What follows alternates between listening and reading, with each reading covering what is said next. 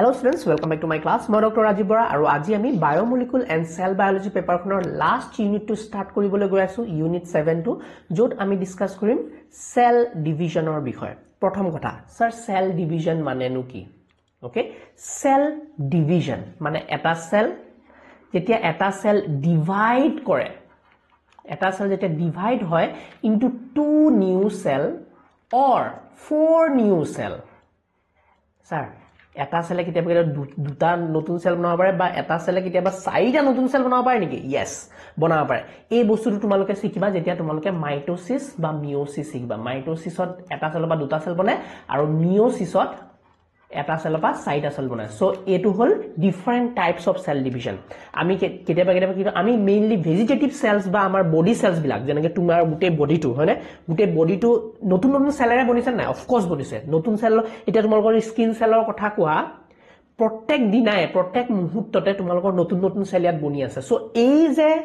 বনি যে আছে এই সেল বিলাকে নতুন নতুন সেল বনাই আছে, এটো কি? এটা সেল ডিভিজন হয়নে? আৰু এই সেল ডিভিজনত কি হৈছে, এটো মাইটোসিস হৈ আছে তোমালোকৰ বডি। যিমান বডি সেলৰ যিমান বিলাক অৰ্গানছ আছে, যিমান বডি সেলে বনোৱা অৰ্গানছ আছে সেইবিলাকত মাইটোসিস সেল ডিভিজন হৈ পেলাই তোমালোকৰ গুটেই সেলস বিলাক গ্ৰিনিউ হৈ আছে, গ্ৰোথ হৈ আছে।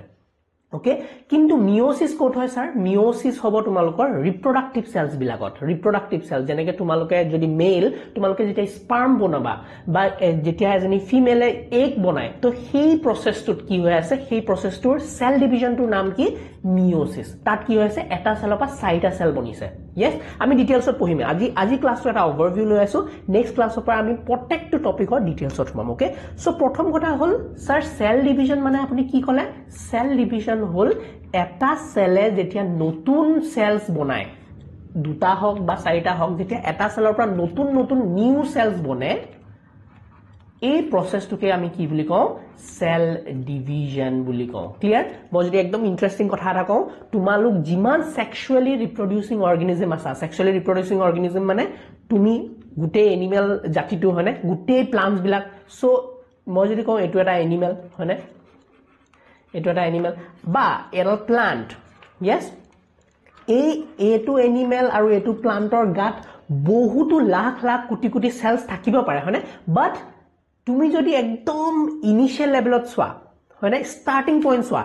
এই এনিমেলটো ইমান গাল সেল হলেও ই নিজৰ লাইফটো স্টাৰ্ট কৰিছিলে এটা সিঙ্গল সেলৰ পৰা, যাক আমি কওঁ জাইগোট বুলি। আৰু সিমিলাৰলি তেনেকে এই প্লান্টডালৰ গাত যদিও এতিয়া প্ৰেজেন্ট টাইমত এই ইমান ডাঙৰ বৃহৎ প্লান্টডাল দেখা পাইছা আৰু এই বৃহৎ প্লান্টডালত লাখ লাখ কোটি কোটি সেলস থাকিব পাৰে, বাট ইয়াৰো স্টাৰ্টিং পইণ্টটো কি আছিলে? এটা সিঙ্গল সেল জাইগোট। তেতিয়াহ'লে এই সিঙ্গল সেলটোৰ পৰা ইমান লাখ লাখ কোটি কোটি সেলস এই প্লান্টডাল বা এই এনিমেলডালত কেনেকে বনিলে? Because of this important phenomena cell division. Am I clear? তো সেল ডিভিজন মানে স্যাৰ বুজি পালো। এতিয়া চোৱা, এতিয়া আৰু এটা কনসেপ্ট আহিব যে সেল ডিভিজন যে হৈ আছে স্যাৰ, যে এটা সেলে যে নতুন সেলস বিলাক বনাই আছে, নতুন নতুন সেলস বনাই আছে, এই সেলস বিলাক বনাবলে এটা সেলে এটা সাইকেলত সোমাব লাগিব। এটা সাইকেল কমপ্লিট কৰি পেলাই নিজকে ডিভাইড কৰে ইনটু টু সেলস। বুজি পাইছানে? যেনেকৈ আমাৰো এটা লাইফ সাইকেল আছে নাই? অফ কোর্স আছে। মই এতিয়া ইয়াং হৈ আছো, অফ কোর্স মই ইয়াং আছো, মই কিন্তু বাচ্চা আছিলো হয়নে। সো প্ৰত্যেকটো অৰ্গানিজমৰ এটা লাইফ সাইকেল থাকে না থাকে? এটা লাইফ সাইকেল থাকে স্যার। ইয়েস, লাইফ সাইকেল থাকে। এই সাইকেল মানে কি? প্ৰথমতে ইয়াং বাৰ্থ হৈছে, তাৰপিছত ই কি হৈছে, জৱান হৈছে হয়নে, তাৰপিছত কি হৈছে, ই ইয়াং হৈছে, তাৰপিছত ই এডাল্ট হৈছে, তাৰপিছত ই ওল্ড হৈছে, তাৰপিছত ই আকৌ ডাই কৰিছে। সো এইটো প্ৰত্যেকটো লিভিং অৰ্গানিজমৰ এটা সাইকেল, তো লাইফ সাইকেল বুলি কওঁ এইটো হয়নে। তেনেকে প্ৰত্যেকটো সেলৰো এটা লাইফ সাইকেল থাকে, এটা সেল সাইকেল থাকে, যোনটো দ্বাৰা নেকি এটা সেলে কি কৰে, এই সাইকেলটো কমপ্লিট কৰিব আৰু এই সাইকেলটো কমপ্লিট কৰি পেলাই এটা সেল দুটা সেললৈ ডিভাইড হৈ যাব, এটা সেলে দুটা সেল বনাই দিব। বুজি পাইছানে? সো এই যোনটো সাইকেল মানে সেল ডিভিজন কৰিবলৈ প্ৰত্যেকটো সেলে এটা সেল সাইকেল কমপ্লিট কৰিব লাগিব। এই সাইকেলটোক আমি কি বুলি কওঁ? সেল সাইকেল বুলি। তো এই সেল সাইকেলত আকৌ তো এইটো সেল সাইকেল, এই সেল সাইকেলত বেলেগ বেলেগ ফেজেস থাকে। বেলেগ বেলেগ কি থাকে? ফেজেস বাই স্টেজেস বুলি কওঁ। ফেজেস অর স্টেজেস থাকে। So what is cell cycle? Cell cycle মানে হল the series of events. Cell cycle মানে কি এই আমাক যে পঢ়িবলৈ দিছে phases of cell cycle. Cell cycle মানে কি cell cycle hall series of events that take place, series of events that a cell go through to divide into new daughter cell, বুজি পাইছা সো সেল ডিভিজন মানে বুজি পালো আমি দুটা concept বুজি পালো সেল ডিভিজন মানে হল এটা সেলে যেতিয়া নতুন দুটা সেল বনাই আছে বা নতুন চাৰিটা সেল বনাই আছে হেতু হল সেল ডিভিজন বাট এই যে ডিভিজন হ'ব লাগে এই যে ডিভিজন হৈছে এই ডিভিজনটো হ'বলে প্ৰত্যেকটো সেলে এটা সাইকেল কমপ্লিট কৰিব লাগিব আৰু এটোৱে হল সেল সাইকেল এতিয়া এই সেল সাইকেলৰ তোমালোকৰ বেলেগ বেলেগ ফেজেস বা বেলেগ বেলেগ স্টেজেস পঢ়িব দিছে ক্লিয়াৰ Okay, sir, বুজি পালো so এই phases কিটা কি পঢ়িব লাগিব there are four main phases কেটা phase আছে there are 4 phases by stages G কোৱা 4 phases কি sir G1 S G2 আৰু M এই চাৰিটা হল main phases of eukaryotic cell cycle আমি mainly কোট ফোকাস কৰি আছো eukaryotic cellৰ এটা cycleৰ phases কিটা ডিসকাস কৰি আছো ওকে তো ইয়াত যে দেখিছা G1 S G2 M এটো সিকোয়েন্সিয়ালি আহিব ৰে প্ৰথমতে G1 হ'ব তাৰ পিছত S হ'ব এটা সেল মানে প্ৰথমতে G1 ফেজত সোমাব তাৰ পিছত S ফেজত সোমাব তাৰ পিছত G2 ফেজত সোমাব তাৰ পিছত M ফেজত সোমাব আৰু M ফেজত সোমোৱা পিছতে there are steps যোনটো নেকি এটা সেল দুটালে ডিভাইড হৈ যাব ক্লিয়াৰ এতিয়া সম মন কৰিবা এটো উল্টা পুল্টাকে হ'ব নোৱাৰে এটো ধ্যান ৰাখিবা কিন্তু এটা মই প্ৰথমতে এস সেল এটা মই ধৰিলো এটা সেল মই এটা ডিভাইড কৰিব লাগে মই এটা আছো মই দুটা বনিব লাগে ওকে সো মই প্ৰথমতে কৰিব নোৱাৰে মই এস ফেজ টু কৰি লওঁ তাৰ পিছত মই G1 কৰিম মন গলে মই M কৰিম এনেকুৱা নহয় সো প্ৰথমতে সেলটোৱে G1 ফেজ টু কমপ্লিট কৰিব লাগিব G1 ফেজত কি হয় আমি ডিটেইলছত পঢ়িমে phases of eukaryotic cell cycle আমি নেক্সট ক্লাছত ডিটেইলছত পঢ়িমে G1 ৰ বিষয় ডিটেইলছ জানিম S ফেজ জানিম G2 ফেজ জানিম M ফেজ জানিম ডিটেইলছত জানিম নাও ইয়াতে কেটামান কথা আছে যোনকিটা তোমালোকৰ বেসিক্স জানাটো উচিত যে G1 S আৰু G2 M ক একেলগে আমি কওঁ ইন্টাৰফেজ বা ৰেস্টিং ফেজ বুলি স্যাৰ কিয় ইন্টাৰফেজ বুলি কৈছে বা ৰেস্টিং ফেজ বুলি কৈছে আমি জানিম M phase to আকৌ দুটা বস্তু লুকাই আছে M phase ত দুটা মেইন স্টেপস লুকাই আছে যোনটো হল karyokinesis plus cytokinesis karyokinesis মানে হল যোনটো নিউক্লিয়াৰ ডিভিজন হ'ব প্ৰত্যেকটো সেলতে নিউক্লিয়াছ আছে প্ৰথম এটো সেলৰ ভিতৰত নিউক্লিয়াছ আছে এই সেলটো প্ৰথমতে নিউক্লিয়াছ খিনি ডিভাইড হ'ব সদায় তা পিছতহে গুটে সাইটোকাইনেস হ'ব মানে সাইটোপ্লাজম খিনি ডিভাইড হ'ব cytoplasm division So etu keneka aise steps kita gom paisa prothomte G1 tarpisot S tarpisot G2 tarpisot M aru M otu kenekwa hobo prothomte karyokinesis complete koribo cell to tarpisot cytokinesis clear koribo okay so ebilak sequentially bujato important aru moi gutte bila bostu tumalok pictorial demonstration di dhuniya ke eta aki ami bujim jate bostu bila concepts bila clear hoy jay okay moi nije jetia ason student asilo ei topic to muk jor uthai disile bahut kosto lage hoyne karon বহুতো ফেজেসৰ নাম মনৰ ৰাখাটো আৰু বহুতো ফেজৰ প্ৰত্যেকটো ফেজত কি ঘটনা হৈ আছে এবিলাক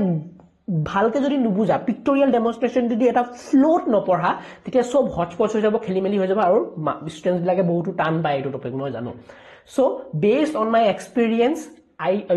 will try to make it simpler for you আৰু তোমালোকে যদি এই টপিকটো বুজি পোৱা তেনে তোমালোকৰ বহুতো easy হৈ যাব বহুতো কোৱেশ্চন কনসেপচুয়াল কোৱেশ্চনস ইয়াৰ পৰা আহে CUET প্লাস তোমালোকৰ ডিগ্ৰী এক্সামত যেতিয়া PGET এন্ট্ৰেন্স দিবা MSc কাৰণে বহুতো ইম্পৰ্টেন্ট কোৱেশ্চনস কনসেপচুয়াল কোৱেশ্চনস ইয়াৰ পৰা খুদে আৰু very easy to attempt okay so বহুতে যেহেতু এই টপিকটো ভালকে নপঢ়িলে ভালকে কনসেপ্ট বিলাক ক্লিয়াৰ নহল অ্যাটেম্প্ট নকৰে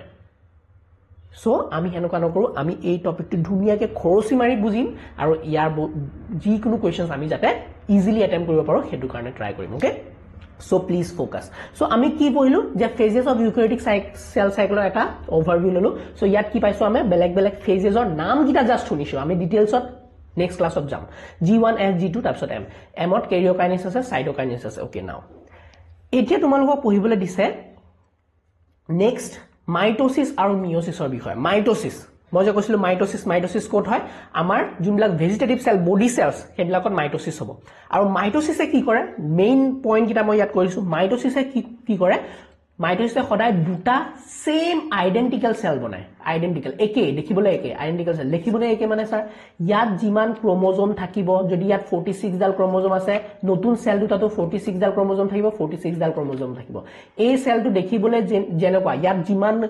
মাইটোকন্ড্ৰিয়া থাকিব ক্লোৰোপ্লাস্ট থাকিব জি সেল সেই নিজৰ নিচিনা সেম দুটা সেল একদম সেম মানে জুৰুৱা টাইপৰ সেলে বনাব হয়নে তাৰপিছত আকৌ এই দুটা সেল আকৌ ৰিপিট হ'ব নতুন সেল বনাব এনেকৈ বনাই ৰাখিব তো সেইটো হ'ল mitosis cell division important code হয় ভেজিটেটিভ সেলত হ'ব ভেজিটেটিভ সেলস বিলাকত হ'ব ভেজিটেটিভ সেলস বা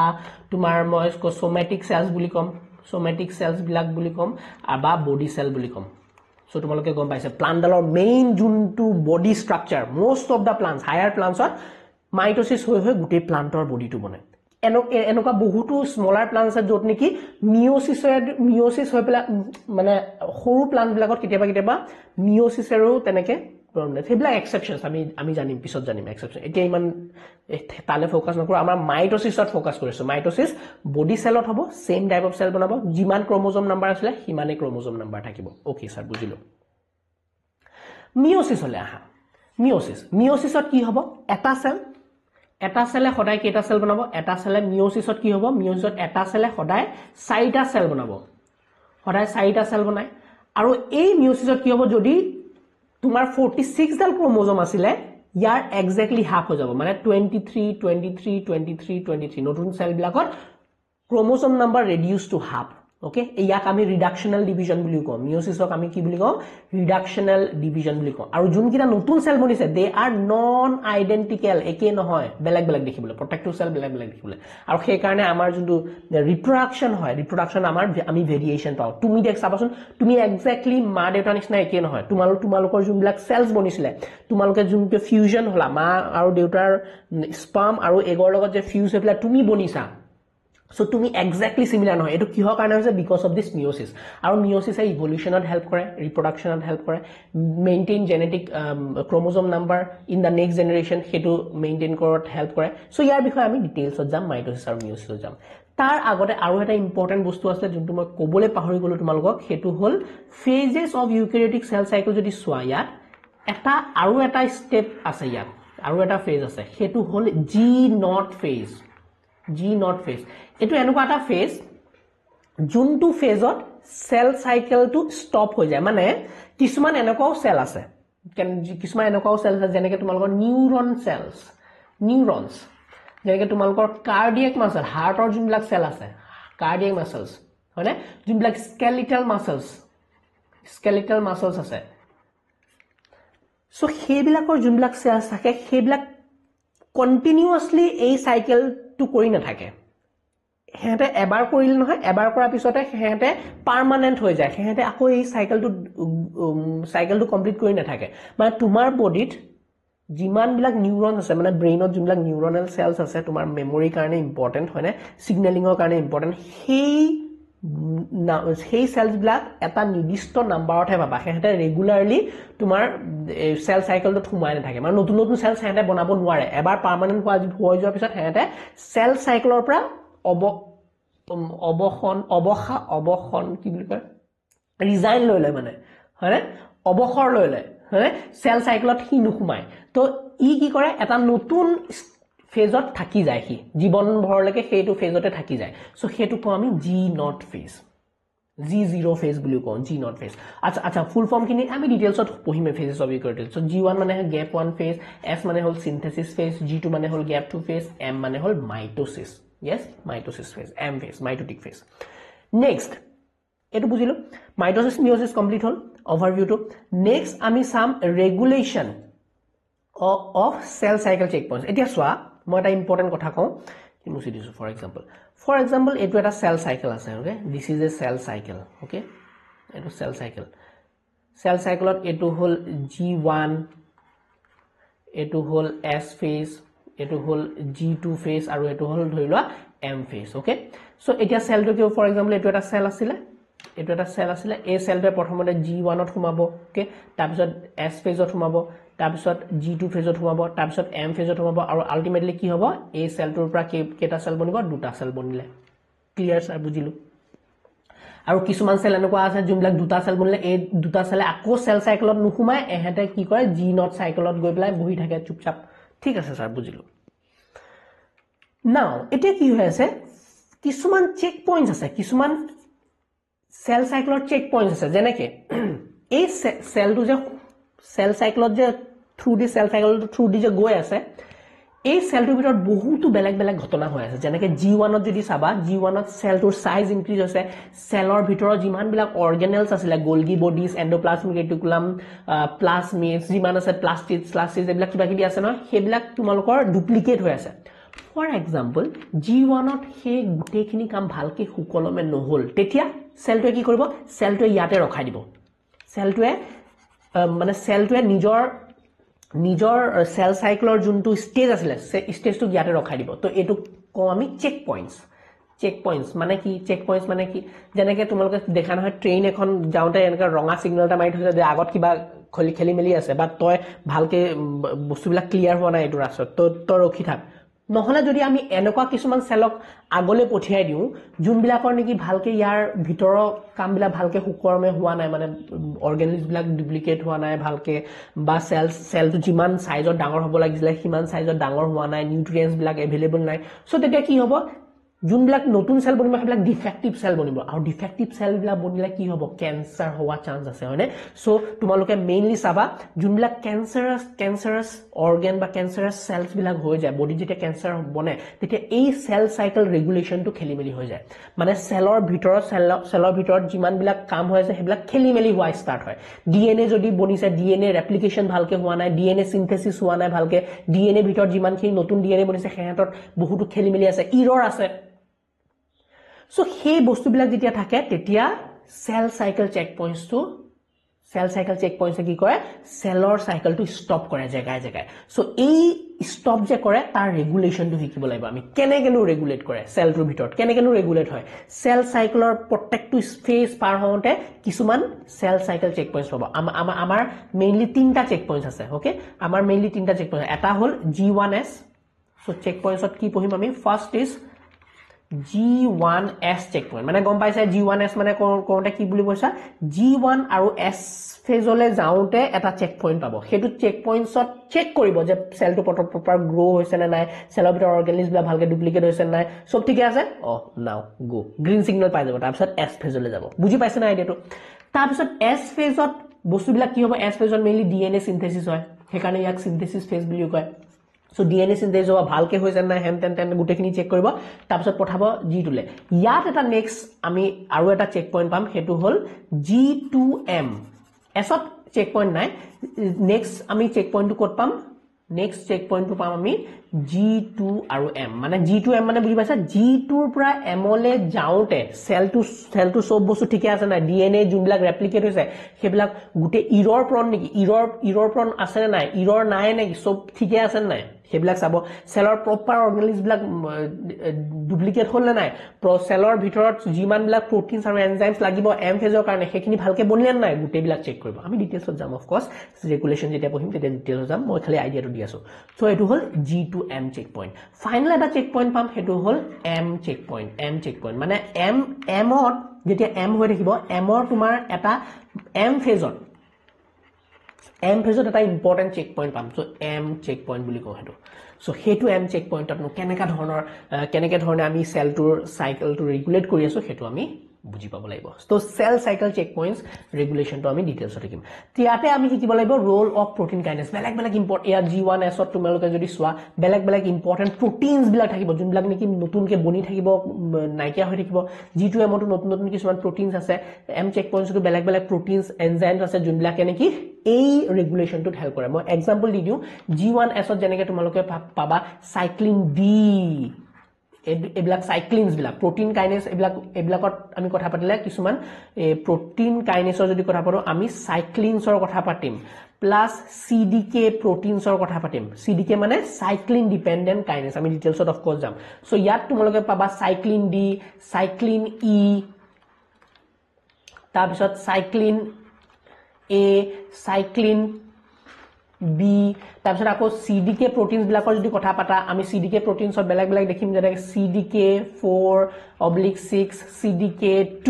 CDK1 সাইবিলাক কি বস্তু ইমান কামো দিছে যে এইবিলাক ইম্পৰ্টেন্ট এইবিলাক কনসেপ্টস ওকে আৰু তোমালোকে এতিয়া এই ওভাৰভিউটোত হয়তো ওভাৰৱেলম হৈ যাব পাৰা বাট when we'll go in the details যদি প্ৰত্যেকটো টপিকৰ যেতিয়া আমি then it will become very easy for you guys so আজি ক্লাসটো এটা ওভাৰভিউ জাস্ট দিলু তোমালোকৰ নেক্সট ক্লাসৰ পৰা আমি ডিটেইলছত প্ৰত্যেকটো টপিক হম okay thank you so much for watching my video যদি ভিডিওটো ভাল লাগিলে please like share and subscribe যদি তোমালোকক নোটস লাগে ইয়াৰ related you can always check my website okhomiyabio.com ডেসক্ৰিপচনত লিংক আছে তাৰ পৰা গৈ পেলাই ডিগ্ৰীত লিখিব পাৰাগে তোমালোকে ধুনীয়াকৈ নোটস ল'ব পাৰা meet you the next class by